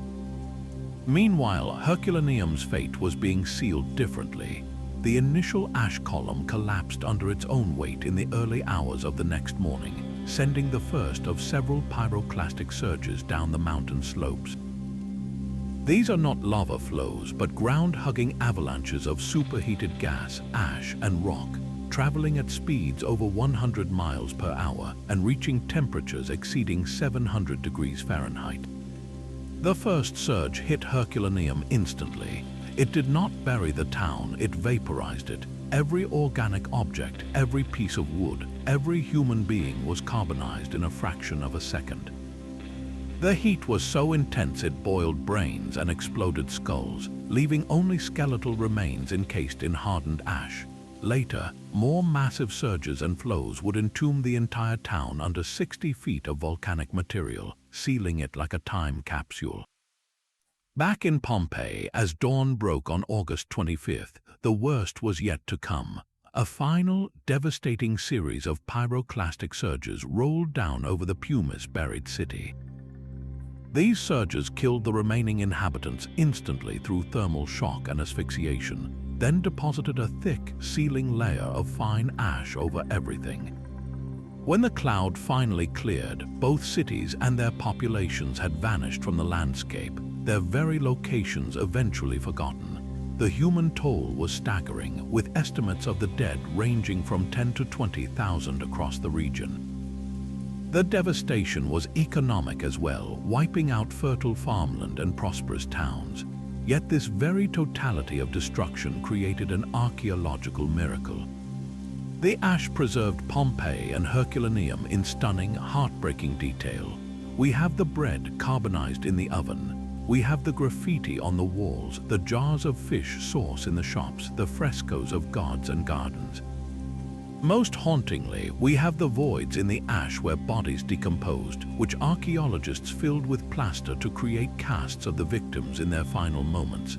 A man covering his face, a family huddled together, a dog writhing in agony. This unparalleled snapshot exists because of a first-hand account. A 17-year-old boy named Pliny the Younger, watching from across the bay, wrote 2 detailed letters to the historian Tacitus describing the eruption, the darkness, the panic, and the death of his uncle, Pliny the Elder, who sailed closer to investigate and was overcome by fumes. His letters are the first precise scientific observation of a volcanic eruption. For the Roman world, the event was a profound shock, a demonstration that even the heart of their mighty empire was not immune to the raw, annihilating power of nature. The buried cities, lost for centuries, now stand as the most intimate memorial to any ancient civilization, a stark reminder that the line between a bustling afternoon and eternal silence can be drawn by a single mountain's rage. The final, frantic letters from Hattusa tell a story of slow suffocation. While the wider Bronze Age world crumbled, the Hittite Empire, a formidable military power in Anatolia, was dying of hunger. Their fate is etched into desperate clay tablet correspondence, a diplomatic cry for help that reveals the true mechanism of their collapse. In one remarkable series of letters, the Hittite king Hattusili III writes repeatedly to the pharaoh of Egypt, Ramesses II, his supposed equal and ally. The tone shifts from formality to raw desperation. He pleads for an emergency shipment of grain, writing, "My land is dying, there is no food." In another message, he is even more direct, stating that people in his land are perishing from hunger. This was not a request for luxury. It was a sovereign king begging for the basic sustenance to keep his people alive. The reason for this vulnerability lies in the very geography of their power. Unlike Egypt, blessed by the predictable, flood-driven Nile, the Hittite heartland in central Anatolia relied entirely on rain-fed agriculture. Their fields were watered not by irrigation canals, but by the seasonal rains that fell across the plateau. When the mega-drought of the late Bronze Age set in, those rains failed. For years, perhaps decades, the wheat and barley withered in the fields. The Hittite state was a centralized palace economy, where all grain was collected, stored, and redistributed by the king's administration. The empty silos at Hattusa, uncovered by archaeologists, are the silent proof of this systemic failure. A starving empire is a hollow one. The first casualty was the army. Soldiers cannot march on empty stomachs, and the state had no grain to pay or feed them. This led to mass desertions and a critical loss of border security. At the same time, famine breeds rebellion. Outlying provinces and vassal states, also starving and receiving no aid from the crippled capital, saw no reason to remain loyal. They began to break away, withholding their own dwindling resources. Internal power struggles likely erupted among the Hittite elite over the last scraps of food and authority. The empire was being consumed from within by hunger and dissent. The final blow was not a great battle at the gates of Hattusa. Instead, the great capital was simply abandoned. With no food, no army, and no loyal subjects, the royal administration lost all purpose and authority. The population, what remained of it, dispersed to find sustenance elsewhere. The Hittite Empire did not so much fall as it evaporated, dissolving into a constellation of smaller, weaker Neo-Hittite city-states that survived in Syria, shadows of the former imperial power. Their fate is a stark lesson in specific vulnerability, proving that a civilization's greatest strength, its agricultural system, can become its most fatal flaw when the climate decides to rewrite the rules. The Hittite king's desperate plea for grain reveals how hunger can unravel an empire, but what happens when the threat is not a lack of water, but an overwhelming, drowning excess. From the Tigris to the Ganges, from the Aegean to the Andes, nearly every ancient culture tells a strikingly similar story, a foundational myth of a great, world-destroying flood. The Mesopotamian epic of Gilgamesh describes the god E warning the virtuous man Utnapishtim to build a great boat to save his family and the seed of all living things from the wrath of the gods. In the Hebrew Bible, Noah receives a similar divine command to build an ark, saving his family and pairs of animals from a cleansing deluge. In Hindu tradition, the first man, Manu, is warned by a fish of an impending flood and builds a ship to survive, later repopulating the earth. The Greeks had Deucalion, the Maya had a flood that destroyed a race of wooden people, and the indigenous peoples of the Americas have countless deluge stories. This global chorus of flood narratives is too widespread and too similar to be mere coincidence. So what common, terrifying experience are they all remembering? Geologists and archaeologists propose two compelling and possibly linked explanations rooted in real post-Ice Age catastrophes. The first theory looks to the end of the last glacial period, around 9,600 before Common Era. As the massive ice sheets melted, global sea levels rose dramatically, swallowing up vast coastal plains that had been dry land for millennia. One of the most significant of these lost landscapes was the Persian Gulf oasis. During the Ice Age, when sea levels were much lower, the entire floor of the Persian Gulf was a fertile, river-watered plain, a likely refuge for early human populations. As the glaciers retreated, the Indian Ocean began to pour in, not as a sudden wave, but as a relentless, unstoppable advance. Over centuries, this inland sea would have crept forward, drowning hunting grounds, freshwater springs, and ancestral homes. For the people living there, it was an existential crisis unfolding over generations, a slow-motion apocalypse where the horizon itself was swallowed by the sea, forcing a permanent, traumatic migration. These displaced communities, carrying the memory of their drowned world, would have spread their story up the Tigris and Euphrates valleys, where it eventually crystallized into the Epic of Gilgamesh. The second, more dramatic theory involves sudden, catastrophic outburst floods. Around 5,600 before Common Era, a monumental event may have occurred at the edge of the Black Sea. At the time, this basin was a large freshwater lake, lying hundreds of feet below the level of the rising Mediterranean Sea. The barrier holding it back was the Bosporus land bridge. According to the Black Sea deluge hypothesis, rising Mediterranean waters eventually overtopped and then catastrophically breached this natural dam. What followed was a cataclysm of biblical proportions.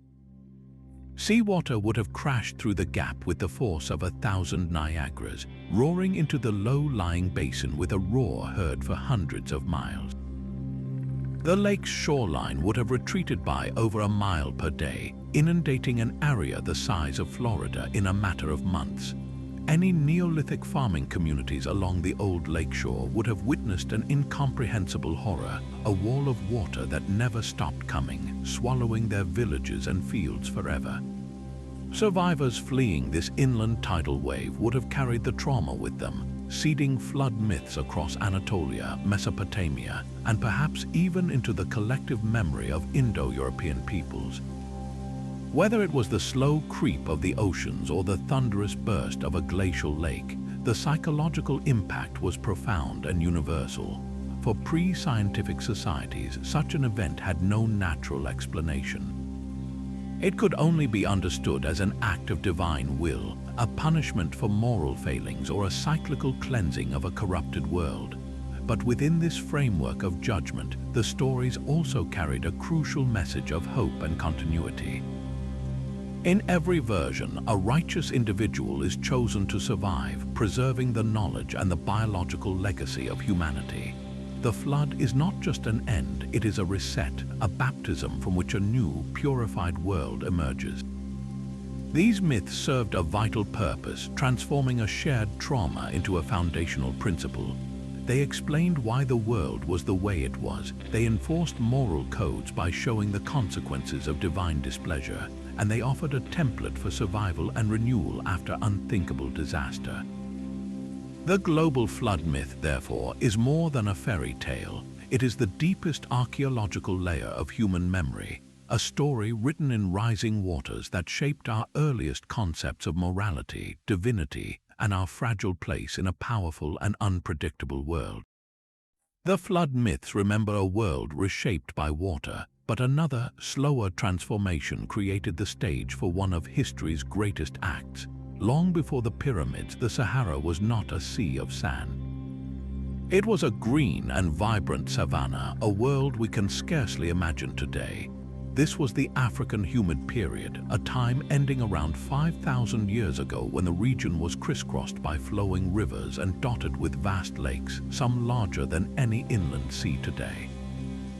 Prehistoric rock art from the Tassili Enaja Plateau in Algeria paints the scene, showing herds of giraffes, elephants, and hippos, and the human hunters who lived among them.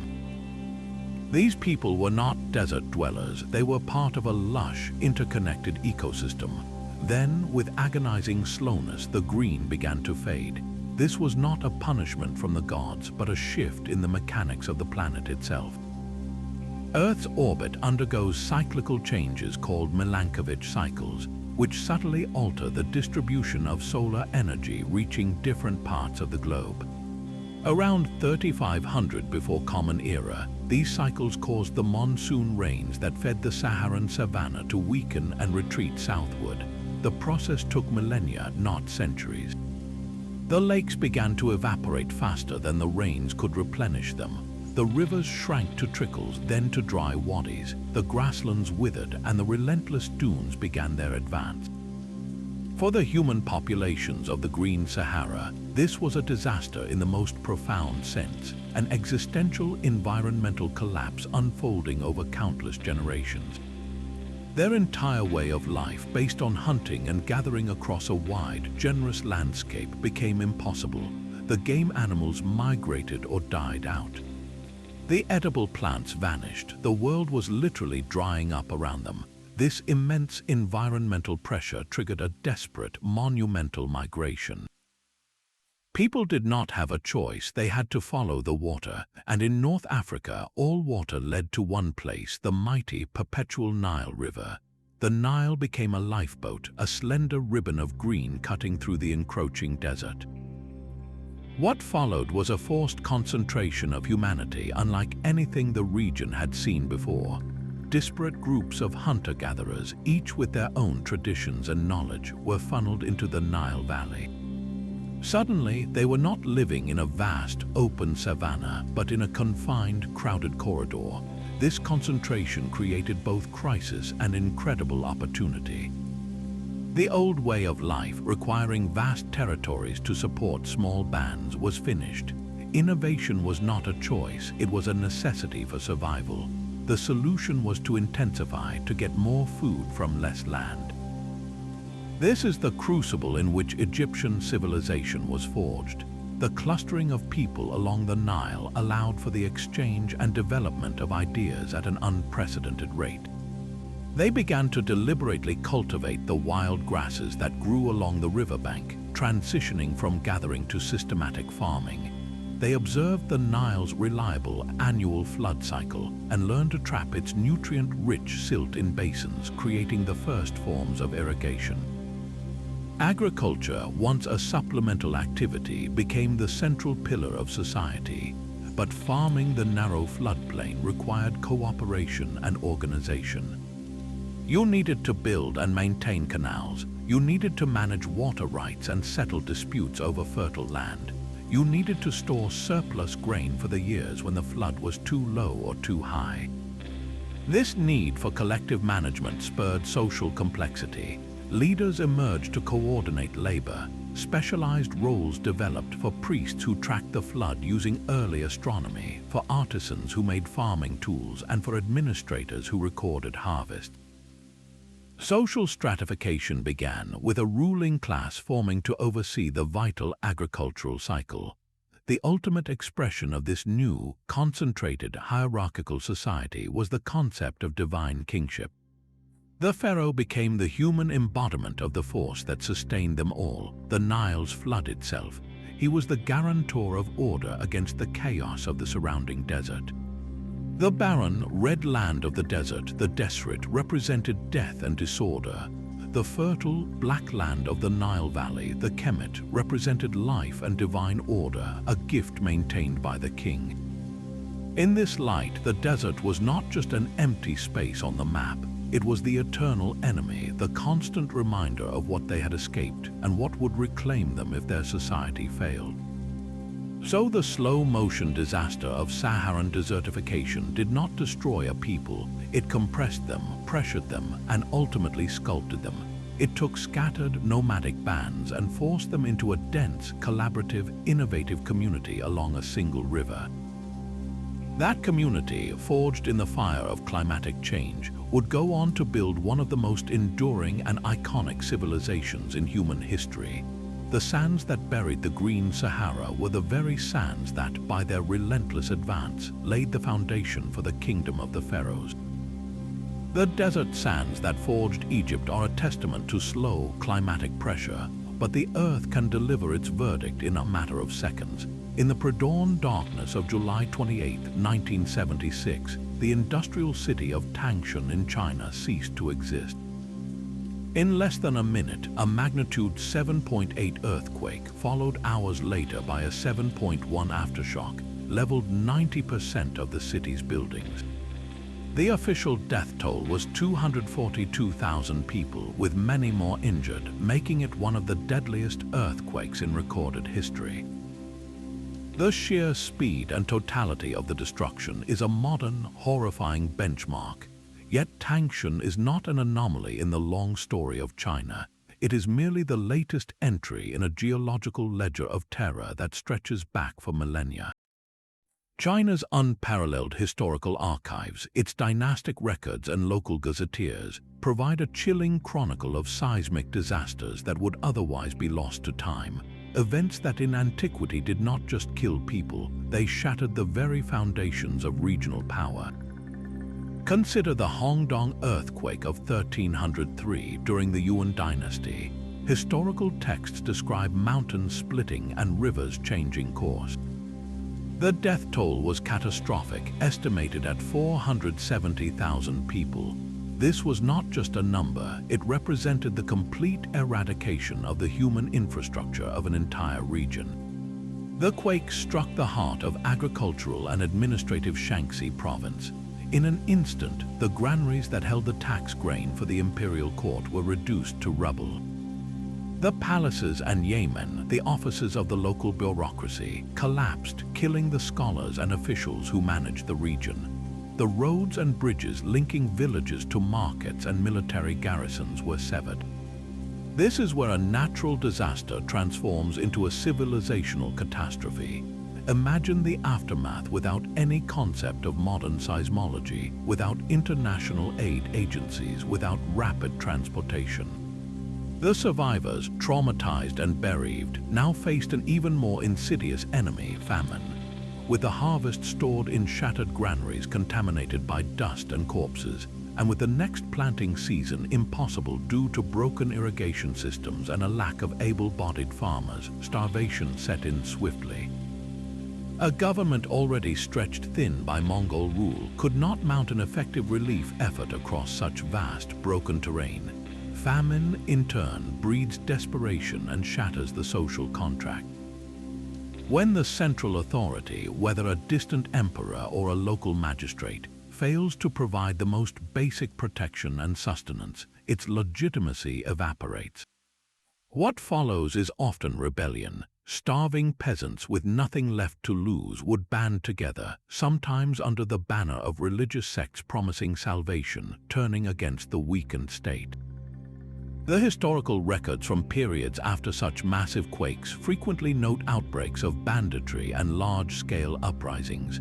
This combination, mass death, economic collapse, famine, and social revolt, created a perfect storm that could topple a regional dynasty or cause a province to spin out of imperial control for a generation. The seismic threat is not a modern revelation. It is a recurring hazard woven into the fabric of human history. Each major quake recorded in China's ancient texts, like the one in 869 that reportedly killed hundreds of thousands in the dead zone of what is now Ningxia, represents a potential reset button for a local civilization. These events remind us that the stability we take for granted, the networks of food, law, and authority are terrifyingly fragile.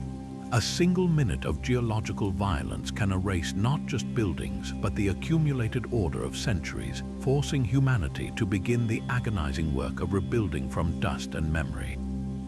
The plague of Justinian's first wave was a horror of unimaginable scale, but the true unraveling came with what followed. The bacterium Yersinia pestis did not simply vanish after its initial rampage in the 540s. It found a permanent reservoir in the rodent populations of the Near East and the Mediterranean basin, flaring up in deadly, recurring waves for the next 200 years. Historical records, though sparse, note major outbreaks approximately every 10 to 15 years, each one a fresh hammer blow on a society that had barely begun to heal. Imagine a civilization trying to stand up, only to be knocked down again and again by the same invisible enemy. This was the reality for the Byzantine Empire. Each new wave of plague would kill perhaps 10 or 20% of a generation, not enough to cause the initial shock of the first pandemic, but more than enough to prevent any demographic recovery. The population graph for the Eastern Mediterranean in this period is not a steep cliff followed by a plateau. It is a jagged, descending staircase falling lower with every outbreak. The economic and social consequences of this perpetual crisis were profound and inescapable. A society needs a critical mass of people to function complexly.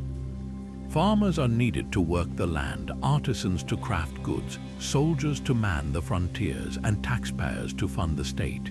The recurring plagues meant there was a perpetual shortage of all these things. Large tracts of fertile land fell out of cultivation for lack of laborers, becoming the agri-deserti, the deserted fields, mentioned in later laws. Long-distance trade, already damaged by the political fragmentation of the West, became even riskier and less profitable as ports and market towns repeatedly lost their consumers and merchants. The tax base of the empire shrank relentlessly, leaving the imperial government in Constantinople chronically impoverished, forced to debase its coinage and unable to fund large-scale public works or maintain its military at full strength. This continuous state of depletion created a kind of societal paralysis, a long stagnation that made the vibrant, urbanized world of late antiquity impossible to sustain. The Great Transition to the early medieval period was not a single event, but a slow hardening of this new, constrained reality. the plague's long tail directly shaped the geopolitical map. Emperor Justinian's dream of reconquering Italy and North Africa had been staggeringly expensive, and the empire he left behind was financially and demographically hollow. The recurring plagues made it utterly impossible for Constantinople to hold onto these distant territories. In Italy, the Byzantine garrisons, isolated and under strength, could not prevent the Lombard invasion in 568, which carved out a kingdom in the north. The empire's grip on the peninsula reduced to fragile coastal enclaves. Similarly, the depopulated and impoverished Balkans became an open corridor. With Byzantine military strength focused elsewhere and local populations devastated, Slavic tribes moved in and settled the land virtually unopposed, permanently changing the ethnic and linguistic landscape of southeastern Europe. Most consequentially, the empire's eastern provinces in Syria, Palestine, and Egypt were left weakened and demoralized. When the armies of the newly unified Arab faith erupted from the Arabian Peninsula in the 730s, they did not face the robust Byzantine military of a century prior.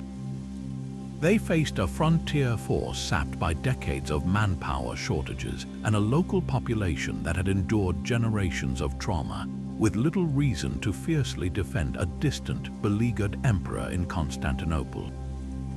The lightning speed of the Arab conquests, which stripped the empire of its richest provinces, was made possible by this long, slow weakening.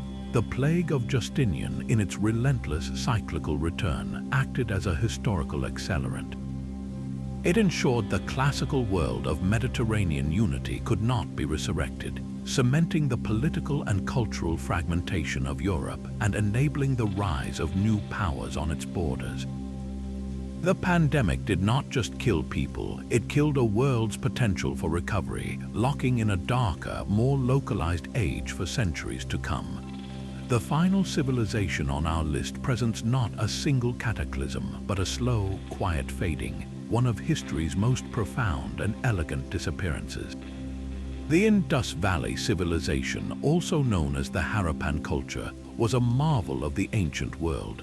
At its height around 2500 before Common Era, it spanned an area larger than ancient Egypt and Mesopotamia combined.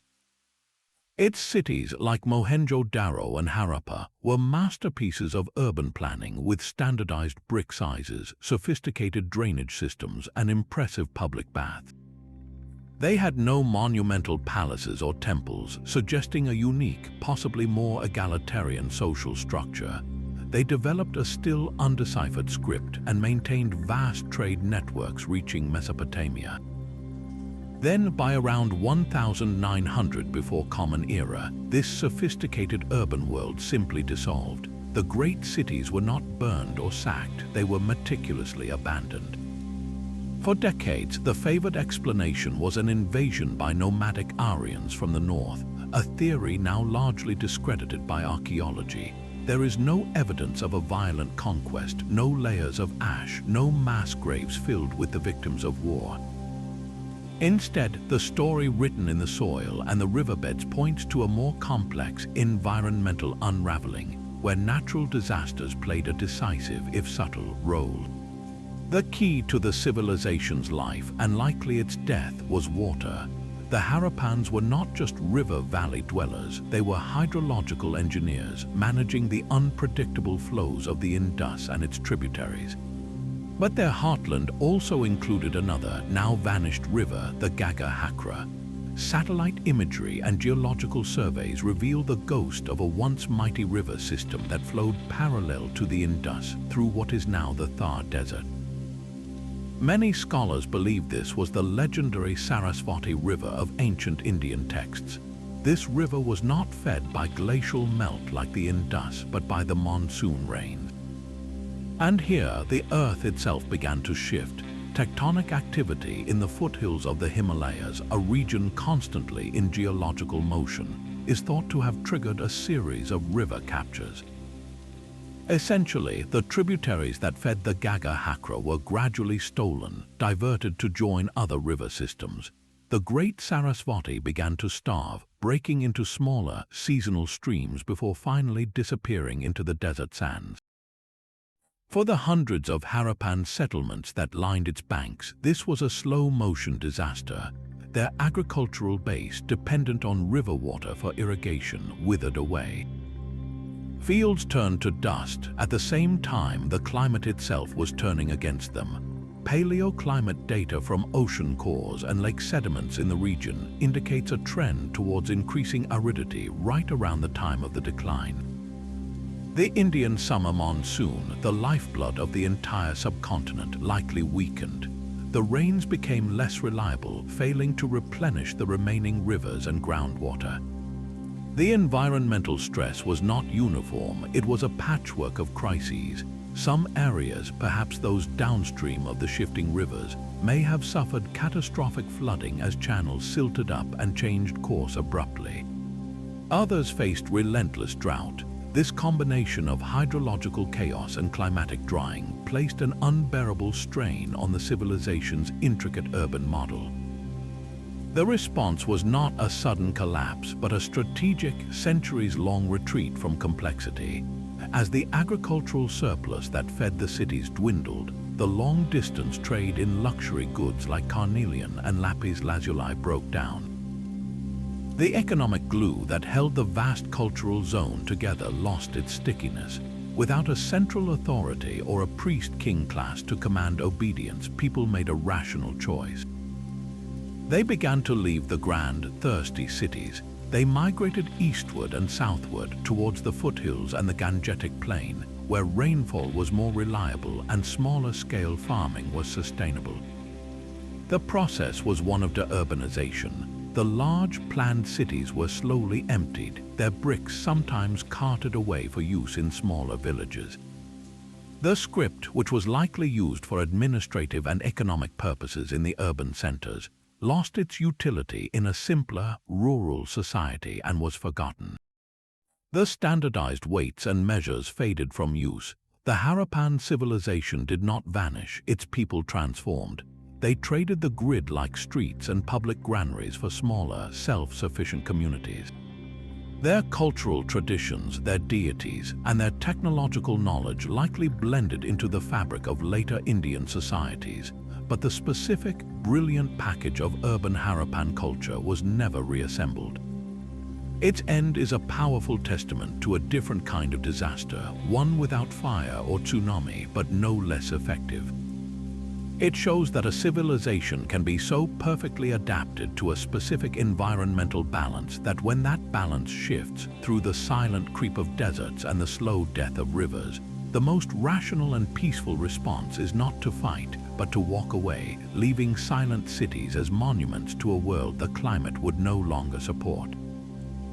The silent, empty streets of Mohenjo-Daro and the buried frescoes of Pompeii all tell the same fundamental truth. Across millennia and continents, the story of human civilization is not a steady march upward, but a series of brilliant, fragile experiments in the face of a planet that is both our home and our greatest adversary.